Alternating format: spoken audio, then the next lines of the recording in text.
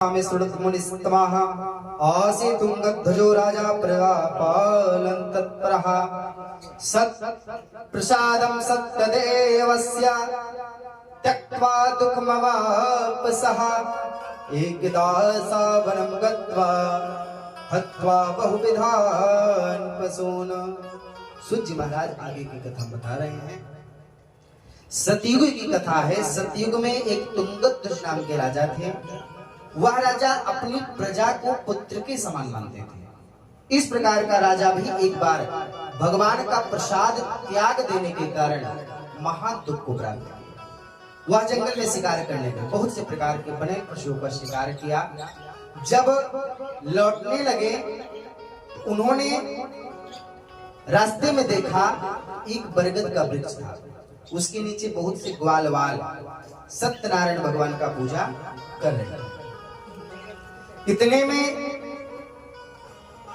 ना तो राजा उस स्थान पर गया, ना दूर से भगवान के सामने मस्तक झुकाया।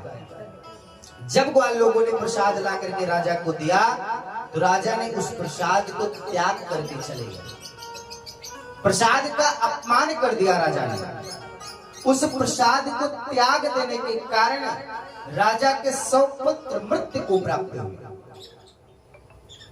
इसलिए भगवान का प्रसाद कभी तिरस्कार नहीं करना चाहिए। प्रसाद का मतलब ही है प्रा से प्रभु, सा से साक्षात, दा से दर्शन। जो भगवान का प्रसाद पा लेता है समझिए प्रभु का साक्षात दर्शन पा लेता है। राजा ने प्रसाद त्याग करके चले गए। 100 पुत्र मृत्यु को प्राप्त हुए। राजा को कुछ एहसास हुआ कि हमने जो भगवान का प्रसाद त्यागा उसी से शायद हमारी यह दशा हो। राजा उसी स्थान पर आया, ग्वाल लोगों के पास अपना वृत्तांत बताया कि ऐसा हो गया। ग्वाल लोगों ने कहा कि राजा, यदि इस पाप से बचना चाहते हो तो आप हमारे साथ फिर से सत्यनारायण की पूजा करो। सत्यनारायण भगवान की फिर से पूजा करो, आपको पुनः प्रसाद प्राप्त होगा। उस प्रसाद को ले जाकर के अपने बच्चों के मुख में डाल देना, भगवान की कृपा से सब जीवित होगा।